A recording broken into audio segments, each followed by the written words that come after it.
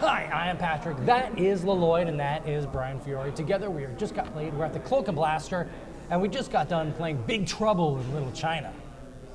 Join us for Big Trouble in Little China.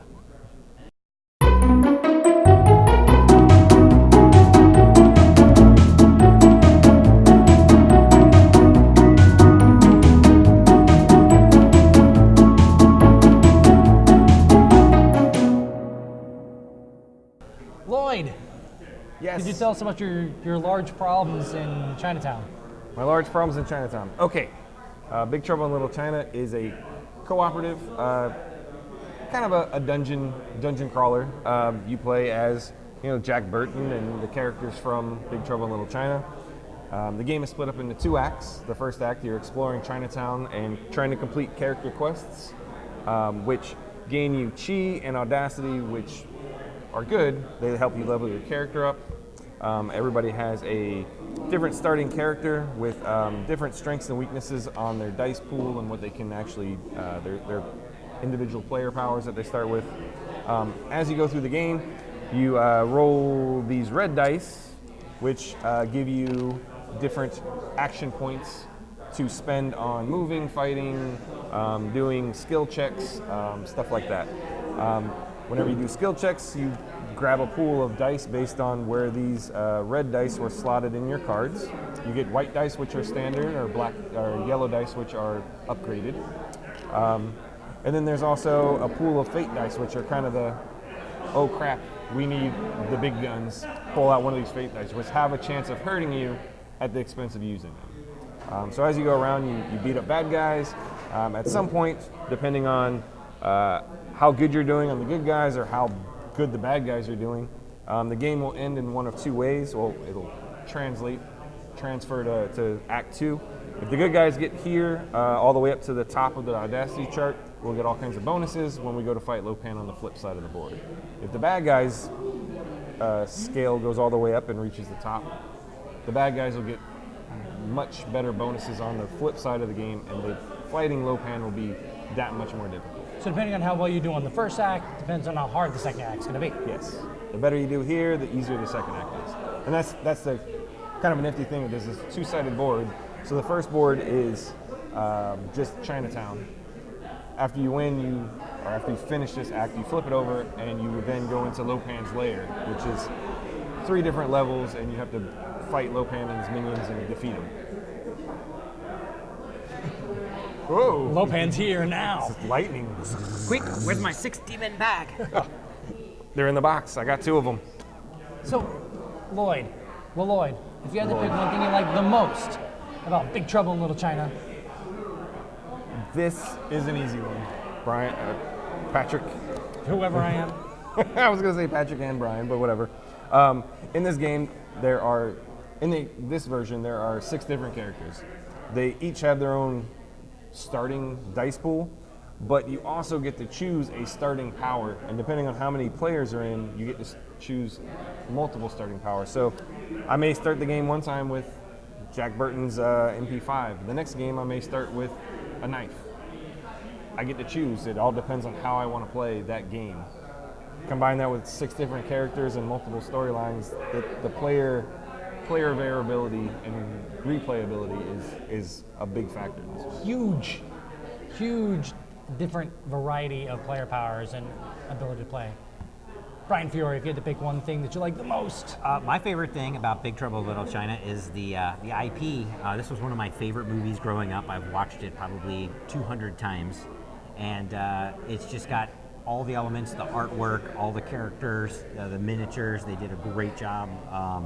But just the quotes, that just started flying out, like the 6 demon bag, and you got the Wild Man and Pork Chop Express, and just everything. So my favorite thing is definitely the IP for the game.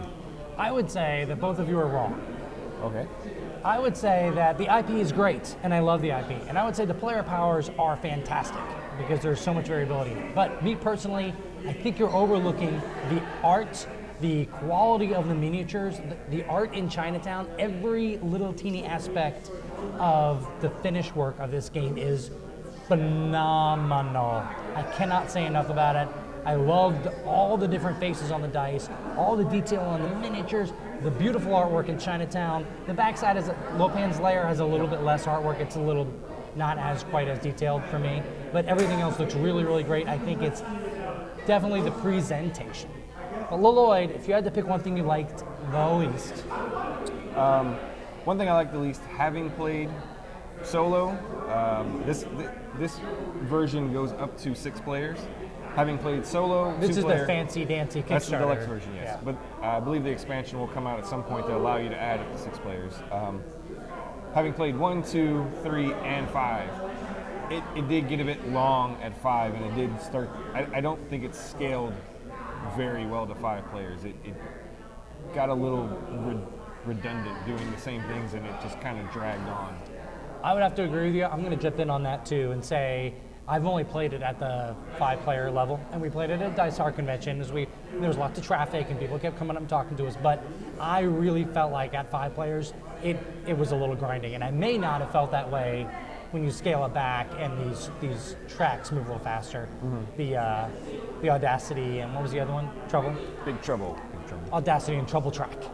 So I feel like those might go a little bit faster and may not be as grinding that it is at 5 players. But Brian, if you had to pick something you like the least.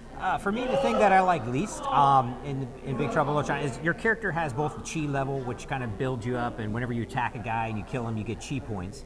But you also have a health meter, and when you die, you don't really like respawn anywhere. And I felt that the health wasn't it wasn't really an inconvenience to die at all. I would rather get the chi points and build up my guy.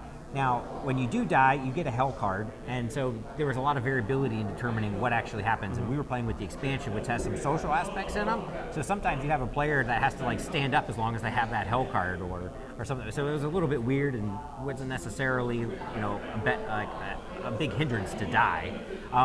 And also, I guess that said, if you die too many times, it increases the Big Trouble track faster and then flips the board over, and then things are a little bit harder on the other end. But that kind of balances out, though. If I got enough chi points and leveled up a lot of extra times, it's not so inconvenient to die, I guess. But then again, maybe that's the underworld, Right. The flip side of the board has a much shorter timer. So if you level this up really quickly and there's a bunch of bad guys, the time it takes you to fight through all those bad guys could work against you.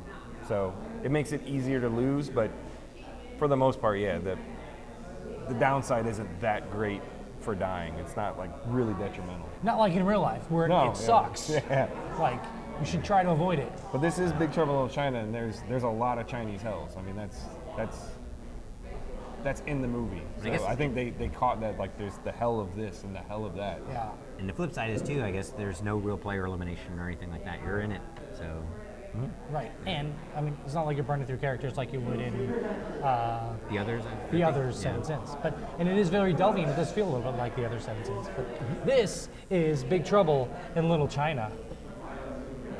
By Everything Epic, they make a couple of really good games. They've got Come Award out there that we're big fans of as well. Very, very big fans of Come Award. We reviewed that as well, the 3 of us together. Anyway, I'm Patrick, that's Lloyd, that is Brian. Together we just got played, coming to you from the Cloak and Blaster, and Brian coming to you from hell. Which hell? With my 6 demon bag. You keep your 6 demon sack to yourself, Brian. The demons. All manner of what's the rest of the quote? What's in all manner of, it's in the box, I saw it.